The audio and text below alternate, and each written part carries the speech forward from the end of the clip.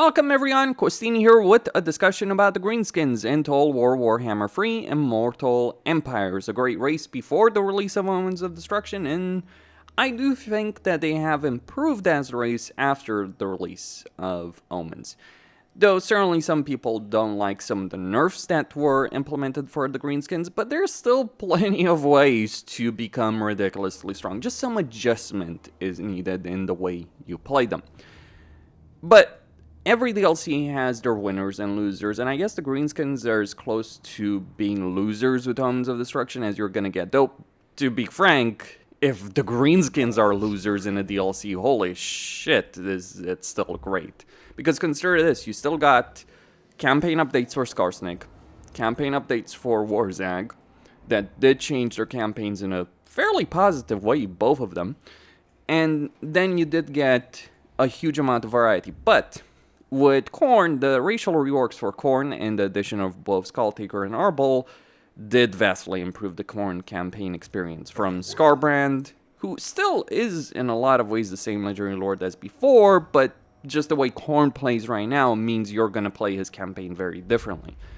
To the unique mechanics that were added to Greasus and Scrag, fundamentally changing the way you're playing their campaigns. And oh boy, did Khorne and Ogres need it. Greenskins not so much, but I do think that they did end up in a better situation. See, one of the things that I personally value, and I think is something that Creative Assembly should push more, is a variety of playstyles in campaigns. Because it's not especially great if you have a bunch of really fun and awesome units, but all of them are locked behind higher tiers. Now, Greenskins do have some stuff locked behind higher tiers, to be sure. Ragnar Spiders with Flingers, Rogue Idols, though growth for Greenskins is fairly high. But the important thing for Greenskins is they have a ton of unit variety from the very beginning of your campaign. Because every Greenskin settlement allows you to recruit goblins and squig herds. Not the best units, but there is variety there. And then you have Snotling pump wagons at the tier 2 settlement. Then you have 3 different recruitment buildings at tier 1. One gives you goblins, goblin spearmen, and archers. Another one gives you orc boys and orc boys with spears. And the third one, the least useful one, gives you goblin wolf riders and archers. Not great, but you do get Orc Boar Boys, and you do transition into Orc Boar Biguns, which are a fairly solid cavalry unit, all things considered. One great thing about what they've done here is that they've really made a Goblin playstyle work. It already did in Immortal Empires, but I do think it works better. And they've made an Orc playstyle work far better than it did before. Because before Omens of Destruction came out, there was not necessarily as much incentive to go full-on Orc when you could recruit nasty Skulkers and Goblin Archers fairly early on, and they could deal with pretty much anything that the campaign could throw against you. There was almost no reason to go down the Orc playstyle, but now with Biguns as a tier 2 unit and Black Orcs as a tier 3 unit, suddenly that dynamic has changed quite a bit.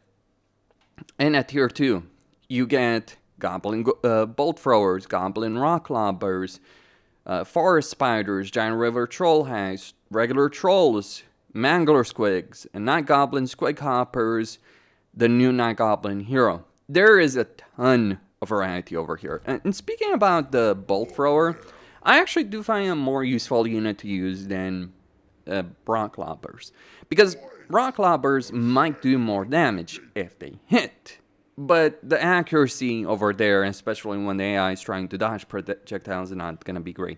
Whereas bolt throwers, they're pretty good against wall towers, not necessarily the walls themselves, but wall towers, big entities, and in a bow, they're actually going to do quite a bit of damage in the long term. It's not going to be a case of like one hit does a lot of damage, but it's going to be multiple hits over a longer duration. It's kind of hilarious. Dwarves would never want to use bolt throwers, but dwarves also have freaking cannons and organ guns, and grudge throwers at tier 2, which are, by the way, much better than rock lobbers. Whereas bolt throwers for the Greenskins are actually a perfectly viable unit. Some people do think this unit is bad. I've done tests with this unit. I gotta tell you, I find it far more useful than a rock lobber. The anti-large benefit is useful, and while it may not do as much damage per hit, you gotta consider the entities that are part of this. So you got 8 goblin bolt throwers versus 4 rock lobbers. And yes, even though it says poor accuracy, the reality is because of the way the projectiles work, the accuracy is generally going to be better with regards to that. And yeah, having expendable units is also a really, really solid thing for the Greenskins, because it does help with morale. If there is an issue with the Greenskin roster, and there is one, is that their auto resolve is not especially great. In particular, you would think that a Greenskin WA, when each army basically doubles their size, would be really good in auto-resolve. Not so much. So you end up having to fight a bunch of battles that many other races with those kind of numbers would just easily smash through the campaign. Doesn't work the same way for Greenskins, unfortunately. But they do have fairly viable units. And that's just the units themselves. Then you get to the new scrap upgrade, which allows you to stack multiple upgrades on the same unit. It really gives you the sense that you're building your own customizable army for the course of a campaign. Because they're like the Orc Spear Boys. Not really a great unit by default, right? But it's your only really good anti-large unit. But you look at these guys, right? You consider these guys as a unit, and just getting that upgrade in particular. You get a missile block chance that's pretty solid, with a bronze shield by default. Sure, it only works when your leadership is of a certain enough value, but you get a fairly solid line holder with a fairly good amount of leadership in your army. These guys will hold in situations where many other units for many other factions will break. That is pretty damn telling in a campaign, isn't it? They do have that kind of leadership power, these guys. And because of the upgrade you can get over here for scrap, as well as a research upgrade, which you would probably get in a campaign because of the way the research tree works for Greenskins. I mean, sure, you'd probably want to go down the middle tree to a certain point, get that Lord Recruit rank, but realistically, getting that Lord Recruit rank is going to require you to get a bunch of other things down these combat trees anyway. And you also have scrap upgrades that are now just at the bottom and are just done in a single turn. That is really, really good. Really solid unit customization, and the way they handle the research tree is actually quite great, because you're not just going to spend all your research points in a campaign just going for, campaign benefits. You're going to get both combat benefits and campaign benefits. And I think that's a really solid middle ground, whereas for a race like Dwarves, which fantastic race, but I never bother going down to combat research for that race until I've gotten pretty much all that I wanted from the campaign research tree. But yeah, you do have a really good solid amount of customization in your campaign when you're playing Greenskins. And you have monsters, you have infantry. Your infantry is fairly easy to recruit. Sure, Black Orcs are hard to recruit, may take a while, but damn, if Black Orcs aren't good line holders, or Black Orcs with great weapons aren't good damage dealers, especially with Unstoppable Chopper's upgrade available to them, for instance. That is really, really solid. Just the sheer customization of a roster, the availability of units is fantastic. The one downside I would say is the fact that you have Night Goblin big bosses and shamans only increasing their capacity at tier 4 kind of diminishes it. But I do think the Greenskins should serve as a template for other races, because the core roster that you're going to use in your campaign are going to be cavalry, they're going to be infantry. Things like artillery, monsters, and all that, they're more specialized. One, because of their cost, and two, because you don't want to make an entire army of artillery. I mean, you could. I've seen the AI do that. That's kind of hilarious. I saw Grom recruiting an entire artillery stack in one campaign. But you generally don't want to do that. I mean, mind you can still recruit some of these units from minor settlements, but your focus is get your major settlements to focus on economy, and maybe early on some basic unit recruitment, but then switch that unit recruitment to minor settlements and use your principal settlements for hero capacity and for the big boys, right? Colossal Squigs, Doom Divers, Arachnaroks, Rogue Idols. This is a great way to give...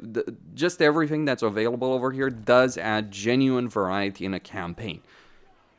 Far more so than Gorbat's campaign mechanic does. I mean, some units are not worth recruiting to be certain, like Wolf Riders, yeah, whatever, no one's gonna bother with that.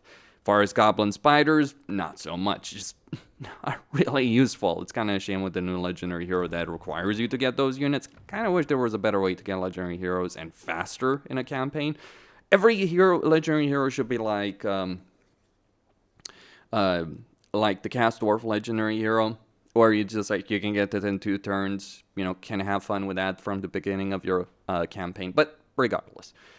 So that's a good thing. Then you have to talk about the economy of the Greenskins. So you can earn a decent amount of money through the Horde, or you can focus on increasing your income from post-battle loot and income from sacking and looting settlements. Early on in a campaign, you're probably going to want the money. Actually, you're not going to want either, really. You're going to want the growth. Like, you're going to want to focus on the growth. What I've come to the conclusion is the best path in your campaign is forget the economy buildings, just rely on the post-battle loot you're getting from battles and diplomacy. Because, yes, that is a thing that you can rely on in the course of your campaign. Like, you know, just start a campaign, declare some wars on some factions that are available, and use that money to get your initial early game going, and get a bunch of growth in your initial province at the very least. Get a bunch of growth, rely on post-battle loot, all that kind of stuff. And then you can worry about setting up your long-term economy. Either focused on economic raiding, either focused on building up your economy from a raiding standpoint, and yes, this is, by the way, the best way to play Gorbad. So either focusing on raiding your settlements, or sacking and looting settlements, or just straight up flat-out economy. Those are both viable choices, I should point out. Like, both of those do work. They work fairly well. There's no problem with that. So you have a variety of playstyles over there. Then you have the Confederation of the Greenskins. Go find the faction leader of an opposing Greenskin faction, quote-unquote opposing, beat him up, and take all of his stuff. Makes perfect sense. You know, that's been the case for Greenskins for a while. Just a really nice feature to have. And you also have the Lord variety as well. Because nowadays, with Greenskins, due to the updates to various Lords, you do have a reason to recruit a variety of them. Like, there's a reason to recruit a Goblin Great Shaman. There's a really good reason to recruit a Savage Orc Shaman. There's a reason to recruit an Orc War Boss. As for Night Goblin War Bosses, unless you're building an army of squigs, kind of, not so much. Or if you're playing Skarsnik. So that makes sense, you know, they came with Skarsnik, it makes sense that they would be most useful in his campaign. But yeah, the other 3 are just far more useful in another campaign. Hero variety is pretty solid, though, yeah, the caster variety, like, there is no reason in a Greenskin campaign to ever recruit a Night Goblin Shaman. If you want the Little Wasp school, you're far better off recruiting a Goblin Great Shaman and using him to get access to that school of magic. What I do especially like is when you look at the Savage Orc Great Shamans, they improve physical resistance for all Orc infantry units. So that adds variety, that adds strength, that adds just a lot of really, really awesome things in your campaign to use. So all of that is really good. Are there downsides? Well, I think the recruitment slot nerf to some extent was needed, but it isn't especially great that you now have limited recruitment slots unless you get the boss's tent, which only gives you +1 at tier 2 and +2 at tier 3. And yeah, tier 5 gives you, doesn't even give you that much. So can be a bit of a limiting factor, because I feel like one of the features of the Greenskins that made them fun was their ability of recruiting a lot of units very, very quickly. It isn't great when you have to wait turn after turn after turn just to recruit units, especially when you're recruiting units that take multiple turns to do so. Like, that was one of the key features that made the Greenskins better pre-patch. So I do think I do miss that feature. Your provincial capital still gives you the extra recruitment capacity, but they removed it from minor settlements. So not great. I understand it to an extent. It would just be nice if, like, minor settlements could do that once they were at tier 3. That would be my perspective, right? Provincial capitals should always do it. Though maybe at tier 3 they should give you +2. Just an idea I have over there with regards to that, because I think the Green Tide should be something available, right? You should get to a point where you're just unleashing the Green Tide in a campaign. Besides that, really, no complaints. Climate can be a bit limiting in many Greenskin camp, or in some of them. Grimgor to an extent, though Grimgor doesn't give a shit because he's freaking Grimgor and he has no shits to give. But it really does hurt Grom. Though it is saying quite a bit that it's not really something you feel. Sure, you might have limited climate, but in every Greenskin campaign, the climate limitations feel appropriate. Like, Gorbad and Azak have temperate, so they can go and invade the Empire. Grimgor has the focus on the Darklands and mountains. Very appropriate. Warzak has jungle, because he starts in one. Again, just perfectly appropriate considering, you know, the nature of these characters. And finally enough, Warzak probably is the best jungle campaign in the game because he has the Underoy, and Greenskins give not a shit about many of the issues that jungles do have. Well, partly because they can move around faster, partly because they're a green tide of death and destruction that's very, very damn difficult to stop. Case in point, every campaign I've played since Omens of Destruction came out, I've seen Warzak carve up a massive empire across the entire damn South. Every single time. That is telling, I gotta say, like, that's telling. It's also pretty ridiculous when you play against the Greenskins on Legendary and there's like 7 fucking stacks perfection. Jeez. And it's like orc boys and boys with spears and archers, etc. But it is a biblical tide of death and destruction, which is very appropriate for the Greenskins. Disorganized, sure. Easy enough, I guess, to try and defeat in detail, but it can be really damn scary in a lot of ways. If only the Skaven were as scary. I mean, they can be sometimes, ambush tactics and all that, but yeah, I'd say Greenskins are, in the hands of the AI, with all the cheats the AI gets on Legendary, they're freaking ridiculous. As they should be, I would add. Just overall, great campaigns, great Legendary Lords.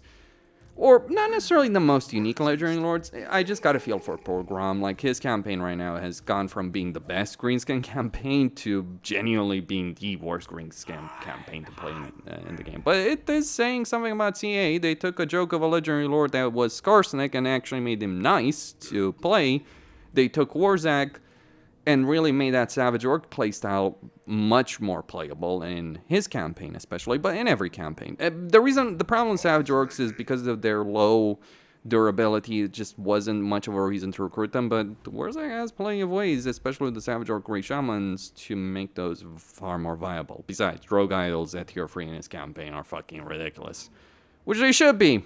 Like, you want more variety? You want to get Rogue Idols in a campaign? Play Warzak. He's gonna have plenty of them. Holy shit, is that awesome. I guess my disappointment with the Greenskins in Omens of Destruction comes down to Gorbad's campaign. It's not a bad campaign, just his unique campaign mechanics. But, like, starting position and all that, great. Skill line, great. But just, yeah, this unique campaign mechanic is not fun. That's all I had to say. Costin here, signing out. Don't forget to subscribe, like, and enable notifications, and stay tuned for more.